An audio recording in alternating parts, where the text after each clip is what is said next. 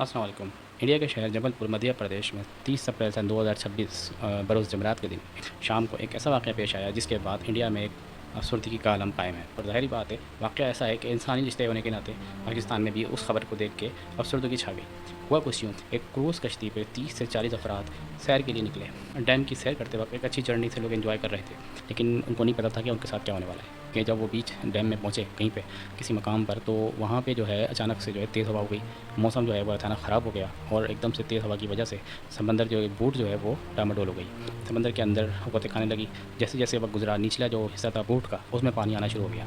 जैसे जैसे और वक्त गुजरा था, वो पानी बढ़ता रहा। लोगों ने कोशिश की कि वो पानी बाहर निकालना शुरू कर दें, लेकिन उनकी सारी कोशिशें नाकाम गईं। उसके बाद वो पानी जो है वो बढ़ता चला गया बोट के अंदर, और हवा की रफ्तार तेज़ होने की वजह से ऐसा हुआ कि वो अचानक कश्ती पलट गई। जो लोग कश्ती चला रहे थे उन्होंने वहाँ से छलांग भी लगा दी। अब सवाल ये पैदा होता है कि जो लोग कश्ती में सवार थे, क्या उन्होंने लाइफ़ जैकेट पहनी हुई थी?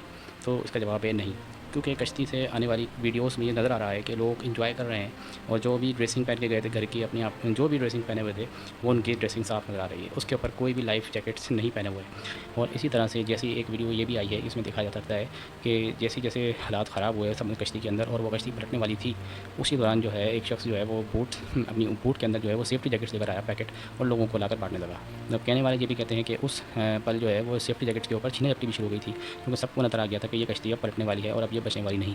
हालाँकि कश्ती पे सफ़र का पहला असूल यही है, लाइफ़ जैकेट ज़रूर पहनेंगे, चाहे बच्चे हों, चाहे बड़े हों, चाहे बुज़ुर्ग हों, चाहे कोई भी हो, लाइफ़ जैकेट ज़रूर पहनेंगे। तो जो इस खित्ते में बिलख़ुसूस पाकिस्तान और हिंदुस्तान की अगर हम बात करें, तो सेफ्टी रूल्स को बहुत ज़्यादा नज़रअंदाज़ कर दिया जाता है।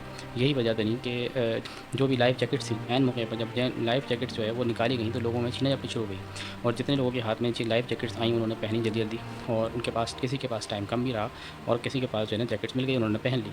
और इसी दौरान जो है वो कश्ती उलट गई। कश्ती उलटी है तो जितने भी कश्ती के मुसाफिर 30 से 40 अफराद थे, वो सब कश्ती के नीचे तो चले गए। इंडियन रेस्क्यू वालों ने जो है जाके वहाँ पे फ़ौरी तौर पे रेस्क्यू सर्विस शुरू करी, और कोई 15 घंटे का तवील रेस्क्यू ऑपरेशन किया, जिसके दौरान उन्होंने तकरीबन तमाम अफराद को बचा तो लिया, लेकिन 9 अफराद ऐसे थे जो डूब गए। इसी दौरान जो है जो डेड बॉडी मिली, उसमें एक जो जिसकी तस्वीर आजकल आप देख रहे हैं बहुत वायरल है, एक माँ की गोद में उसका बेटा है, और कोई 4 से 5 साल का उनका बेटा है, वो उनकी गोद में है, और वो माँ जो है उनको पकड़ी हुई है।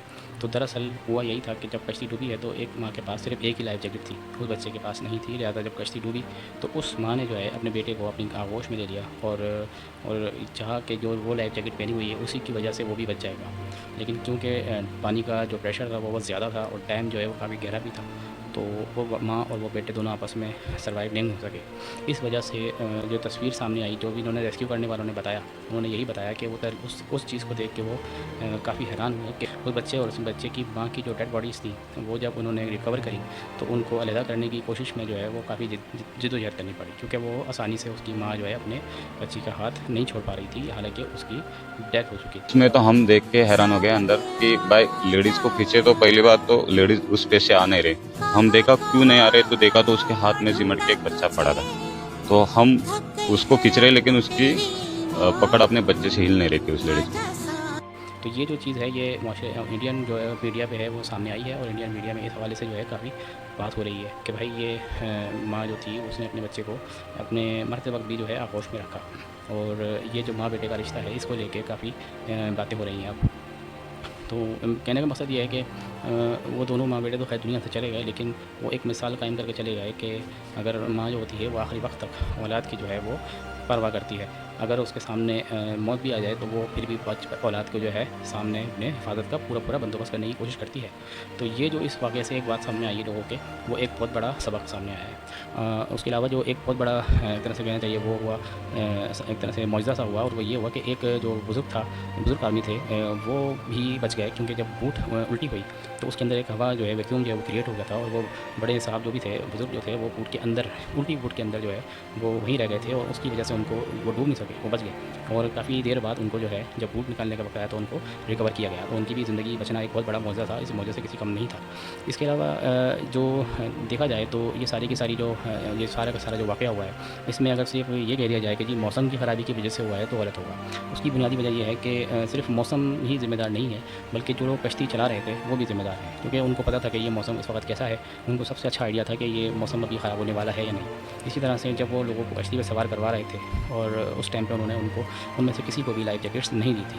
तो सवाल ये है कि जितने भी ये लोग इस तरह के लोग होते हैं सैयाह वगैरह को जो जर्नी करवा रहे होते हैं अपनी लाइफ इसमें बूट्स के अंदर, तो ये सेफ्टी जैकेट्स इनको क्यों नहीं बनाते? मतलब सैयाहों की जो जान है वो इतनी सस्ती है कि बस ले जाके कश्ती पे बिठा दो और उसको घुमा फिरा के वापस ले आओ, ताकि अगर कोई मसला हो जाए तो फिर मर जाए, कोई डूब जाए कोई, तो उसकी परवाह नहीं उन लोगों को किसी की। लोग सफ़र करने आते हैं, सैयाह आते हैं, खुशी मनाने आते हैं, अपनी ज़िंदगी के कुछ जो पल होते हैं वो सुकून से गुजारने आ रहे होते हैं।